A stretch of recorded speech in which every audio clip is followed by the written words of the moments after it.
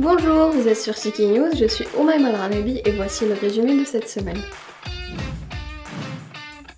Politique, le chef de l'État Kais Saïed a appelé mardi à un dialogue avec les partis politiques sur la création d'un nouveau système politique et la modification de la constitution de 2014 dans le but d'atténuer la crise politique actuelle. Il a également réitéré son engagement à défendre les institutions de l'État et à les protéger contre tout complot en attendant la mise en place d'un nouveau système politique. La présidence de la République ne sera pas un faux témoin ni un allié d'aucun parti, a-t-il affirmé, rappelant qu'il n'appartient lui-même à aucun parti ou coalition. من الانتباه إلى المندسين وإلى الخونة والعملاء الذين لم يرضوا إلا بإسقاط الدولة ومزيد التنكيل بهم أن التاريخ لن يعود إلى الوراء بالرغم من محاولات الإيهام بأن ما سبق خير ورخاء. Salsabil Qlibi, professeur en droit constitutionnel, a déclaré en réponse à cet appel du président qu'un amendement de la Constitution ne serait pas possible en l'absence d'une cour constitutionnelle et quant à la question de l'organisation d'un référendum sur l'amendement de celle-ci, le recours à cette option reste soumis à l'approbation du Parlement et que les divergences restent ainsi non résolues. D'autres analystes ont pour leur part déclaré que l'ordre du jour du dialogue devrait inclure la question des crises sanitaires et économiques, en plus de la question politique du système constitutionnel. Ces derniers propos du président Kais Saïed pourraient ouvrir la voie à la résolution d'une impasse politique qui dure depuis plusieurs mois avec le chef du gouvernement Hichem Mechichi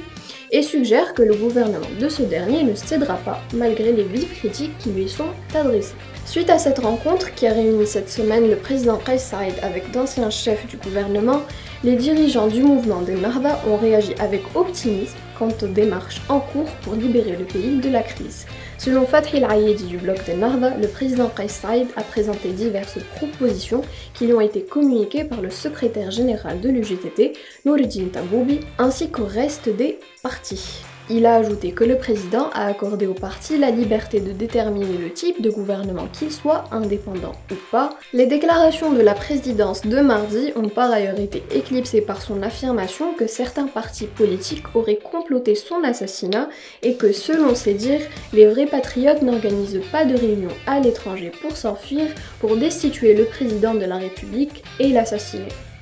En réaction à cette accusation, le député du bloc démocrate Lassad Hajlewi a appelé le chef de l'État à dénoncer explicitement les partis qu'il accuse. Ces déclarations de la présidence de la République ont coïncidé avec la libération du chef de Qal Tounes et ancien candidat à la présidentielle Nabil Karoui. Il a en effet passé plus de 6 mois en détention provisoire dans une affaire de blanchiment d'argent, détention qui excède, selon son avocat Nazif Swiri, le maximum autorisé par la loi. Il a quitté mardi 15 juin la prison de la Mournegueya accueilli par son épouse et des élus de son parti et son état de santé se serait visiblement amélioré suite à son hospitalisation après qu'il ait entamé une grève de la faim le 5 juin dernier pour protester contre son maintien en détention provisoire après l'expiration le 5 mai de la durée maximale légale de détention provisoire. Des députés du PDL, Parti d'Historiens Libres, ont entravé lundi 14 juin la poursuite d'une séance de plénière en protestant contre le gouvernement Mechichi.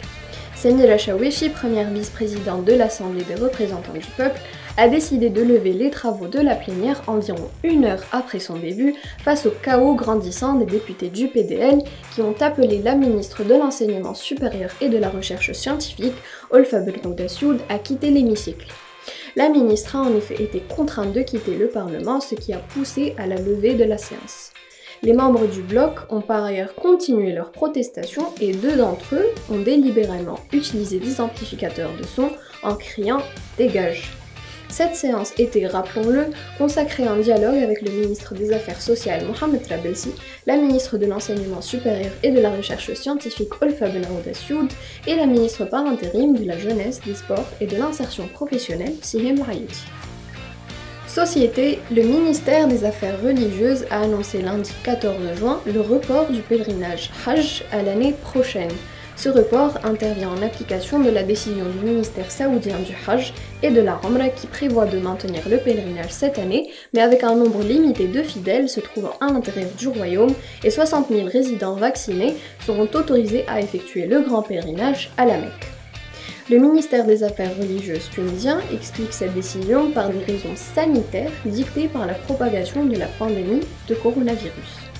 Le ministère de la Santé a publié mardi 15 juin une liste des plages impropres à la baignade et on recense 17 plages réparties sur 6 régions, dont 3 à Bizerte, 3 à Nabeul, 3 à Sousse et 4 plages à Gabès.